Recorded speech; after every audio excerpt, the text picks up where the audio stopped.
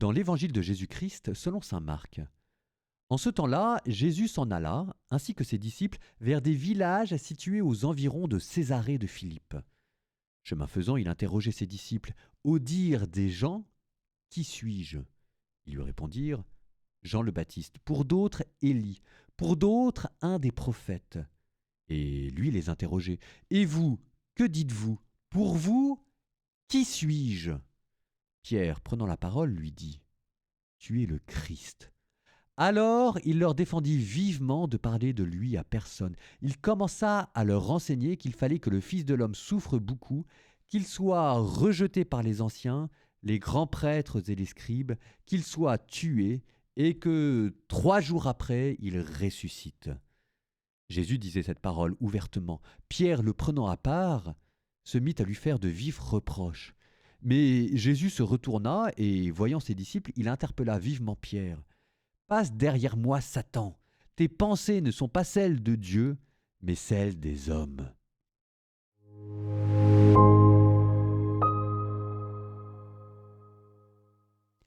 Évidemment, cet évangile, tout le monde le connaît. Et il a cessé de nous étonner.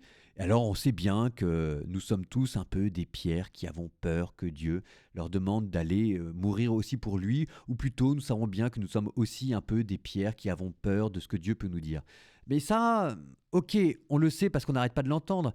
N'empêche que si jamais vous voulez vraiment vous mettre à la place de Pierre, c'est quand la dernière fois qu'un de vos supérieurs vous a dit moi, ma stratégie, c'est de terminer en beauté en faisant tout péter. Alors on dit tout péter, ça veut dire quoi?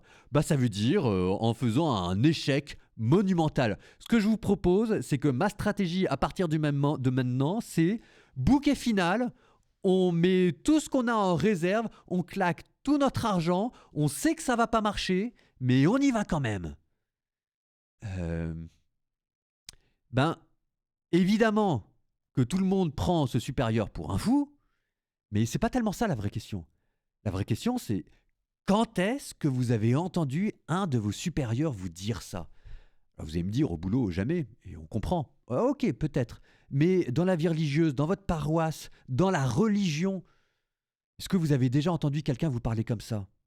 Alors ce qui est sûr, c'est que si jamais un supérieur se met à parler comme ça, il a intérêt à être bien sûr de lui au niveau de la sainteté et de ce qu'il va faire parce que c'est du one shot et qu'on ne peut pas non plus se planter. Mais n'empêche que si jamais vous l'avez jamais entendu, ça dit quelque chose peut-être de vos supérieurs, mais peut-être aussi de vous.